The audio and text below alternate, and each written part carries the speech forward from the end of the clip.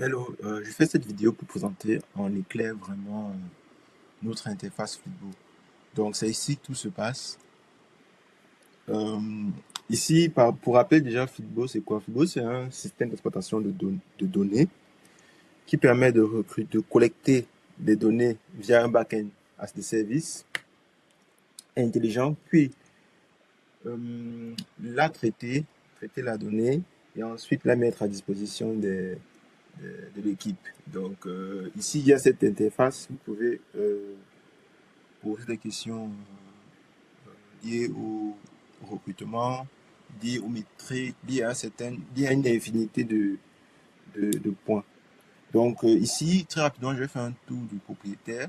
Ici, on a le quota, c'est 750 par mois, 750 messages par mois pour le plan startup. Ici, on a l'interface du forum de la communauté. Donc c'est ici qu'on pourra partager les bons, les mauvais feedbacks. Hop. Et il y a le schéma S0. Le schéma S0 est très important parce que lui, il permet de matérialiser la base de données. Donc, il est constitué de collections, de champs et de types. Déjà, pour précision, Flipboard est cette infrastructure qui associe la vitesse du NoSQL et la sécurité du SQL. Donc, du coup, il permet d'aller vite et pour pas cher, tout en gardant euh, une performance maximale. Donc, du coup, ici, il y a les contextes, ou le contexte si on veut, il permet de stocker des discussions. Genre, si vous arrivez à un volume de discussion un peu dense, vous pouvez euh, synchroniser ce volume et ou synchroniser cette discussion et la stocker pour la reprendre plus tard, par exemple. Ici, naturellement, il y a les logs. Donc, voilà. Euh, on va faire un petit test ici, par exemple. Donc, au niveau de survey, est-ce que c'est mon anglais? Euh, ok, on va mettre un S là. Puis, on va enregistrer. Voilà, il demande de synchroniser, c'est bon.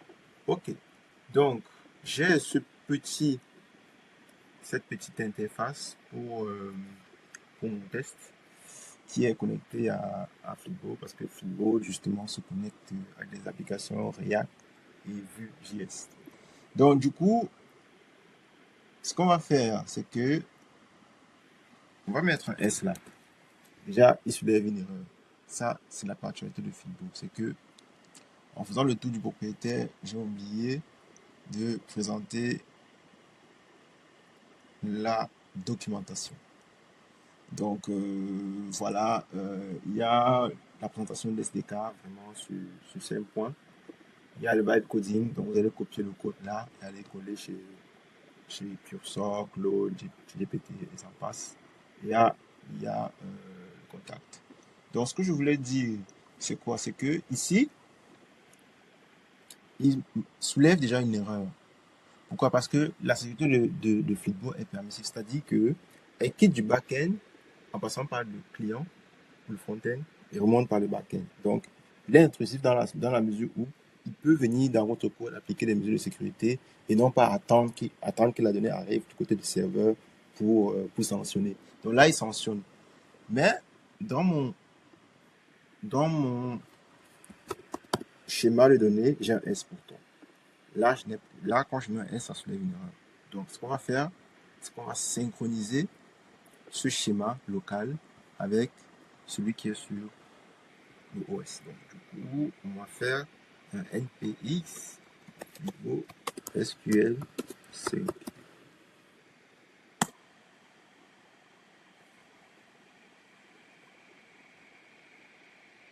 Et voilà.